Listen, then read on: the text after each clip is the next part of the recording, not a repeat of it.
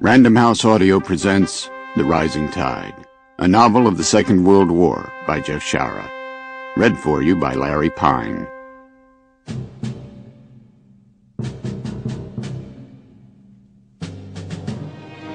The Second World War begins with the conclusion of the First.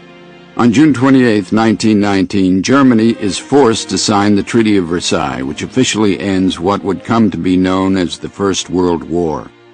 The terms of the treaty are dictated primarily by the two dominant allies, France and England, who seek to punish Germany economically and geographically. The Allies believe that their hard line will prevent a weakened Germany from ever again threatening the peace. What the Allies do not predict is that by nearly destroying the German economy, the treaty ensures just the opposite. Within a few years, loud voices of German nationalism rise up. Men who would inspire their people by appealing to fear and revenge. The most effective is Adolf Hitler. Hitler's Nazi Party secures sufficient public support so that in January 1933, the aging German president Paul von Hindenburg has no choice but to appoint Hitler as chancellor, hoping that he will create a coalition government. Instead, Hitler dissolves the Reichstag, Germany's governing body, and in March 1933 declares himself dictator. By now, no one is strong enough to oppose him. One aspect of the Treaty of Versailles that Hitler uses to great advantage is a clause that strips away German territory, ceding it to neighboring countries, including Poland, Czechoslovakia, and France.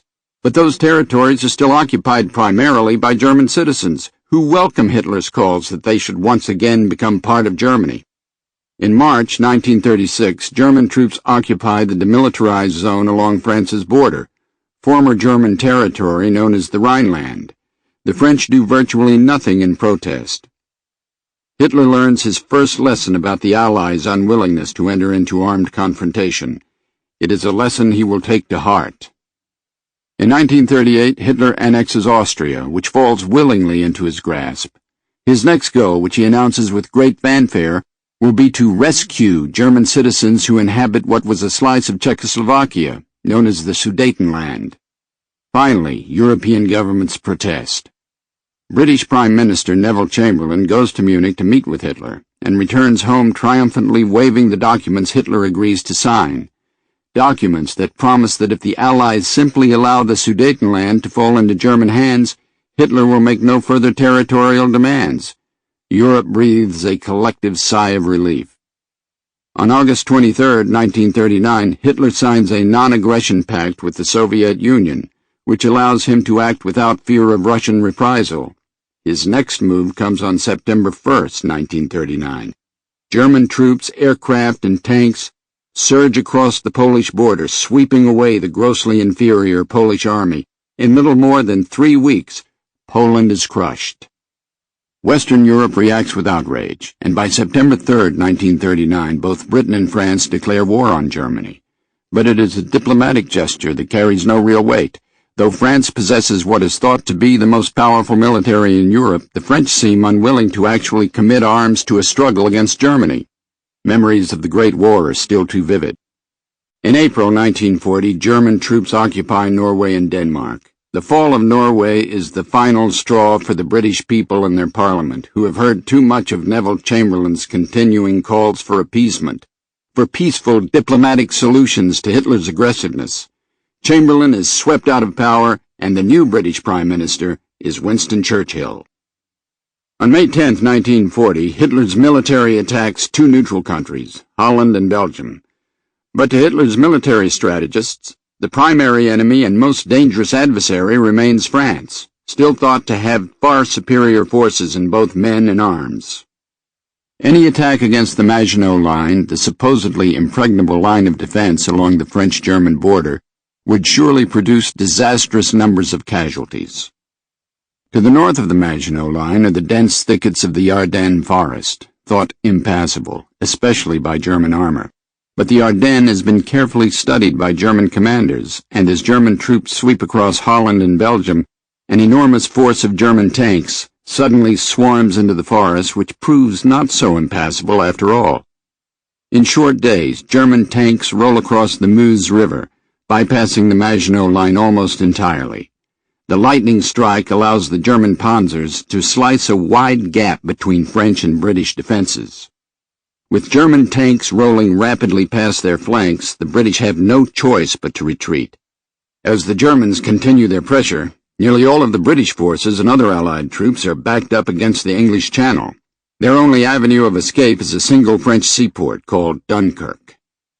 Throughout the first few days of June 1940, the British make every effort to hold off continuing assaults by German aircraft, though many of their troops are helplessly exposed on open beaches. To the dismay of German tank commanders, Hitler has ordered them not to attack the massed British troops. Hitler is skeptical of his generals' reports of overwhelming victory, and refuses to believe that his army has been so successful against forces he knows outnumber his own.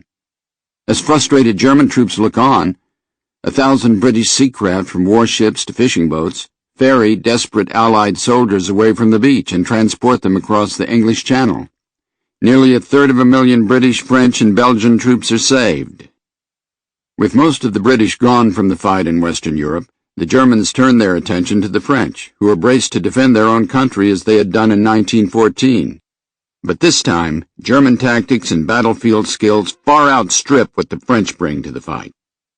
On June 14, 1940, after less than 3 weeks of fighting, German troops marched triumphantly into Paris. Hitler now installs a puppet government in France known as Vichy, headed by Henri Pétain, one of France's most popular and decorated heroes from the First World War. Pétain is feeble and easily manipulated, and believes that by going along with Hitler's wishes, France can be spared a brutal conquest. In return for Pétain's cooperation, Hitler agrees not to invade southern France. For Hitler, this is no sacrifice at all. He has conquered Paris, something no German leader has been able to do since the Franco-Prussian War. With Western Europe firmly under Hitler's thumb, the German strategists begin to look beyond Europe, where vast natural resources may yet be exploited.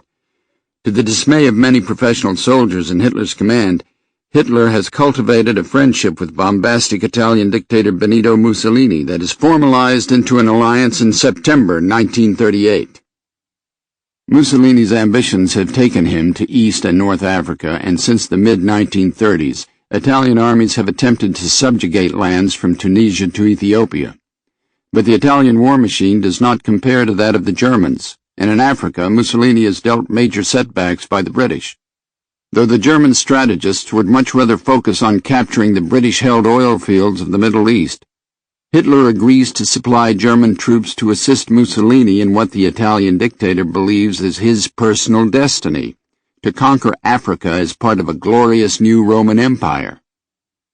With so much German territory lost by the Treaty of Versailles, it is easy for Hitler to convince his nation of the need for more Lebensraum, or living space, allowing the pure bloodlines of Aryan Germany to flourish and prosper across Europe.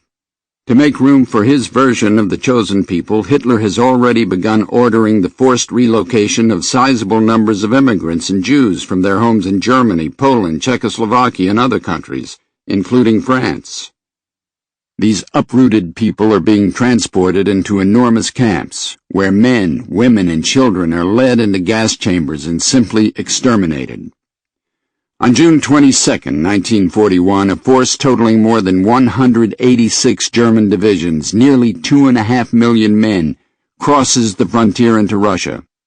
Though the Russians are ostensibly allies, Hitler cannot be swayed from his dream of conquering such an enormous foe, especially with the virtually unlimited natural and human resources. Russia will occupy most of his attention for many months to come. As Germany's might spreads eastward, in North Africa, a far smaller force has been deployed. They are mostly mobile and armored forces, many of the same men who had launched the stunningly successful attack across France and Belgium. Now they will be asked to drive the British away from the places held dear by Mussolini, and if possible, to secure all of North Africa. Compared to the enormous armies surging across the plains of Russia, the two panzer divisions that land at the Libyan port city of Tripoli are barely a token force, not nearly the juggernaut Mussolini has hoped for. Sample complete. Ready to continue?